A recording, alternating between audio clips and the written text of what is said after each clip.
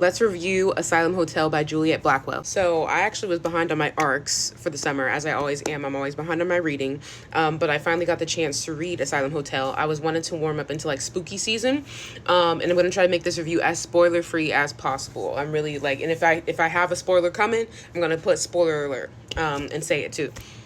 What I will say is, one, I am giving it 3 stars. I think I officially gave it like a 3.25 on my story graph. And the reason being is because there were times when it was revving up and I was like, I was in. I'm very intrigued. We're getting somewhere cool. And there was times where it kind of backed down and there was lulls where I was like, okay, like we had the pace and the pace kind of dropped and I kind of lost interest. And was just kind of like going through it. I ended up reading it after it was released officially, so I got the chance to like hop between audiobook and my arc that I got via ebook.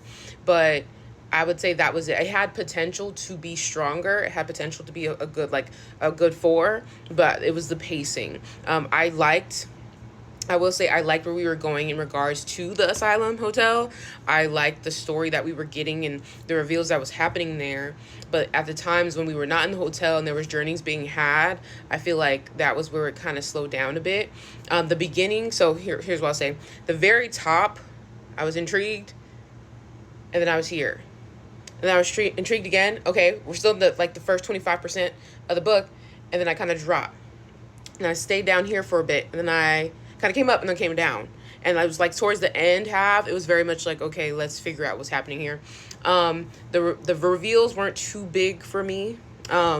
This is a book that it's nothing like, I feel like it wasn't going to be shocking.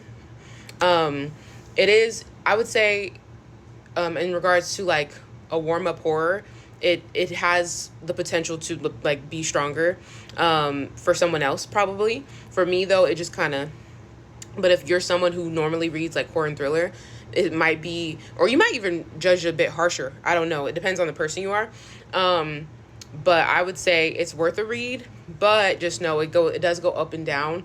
But I would love to know other people's opinions on it, because maybe I'm just coming from a point where I'm normally someone who, does romances and rom-coms and things like that, or dramas, fantasies, etc., where I'm looking for a rev up all the time, and maybe it doesn't need to be a rev up.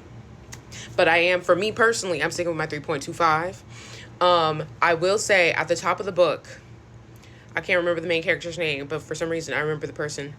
At the top, very, very first chapter, not major spoiler or anything like that, but I want to say there was things happening in that hotel, and they're just like, that's weird.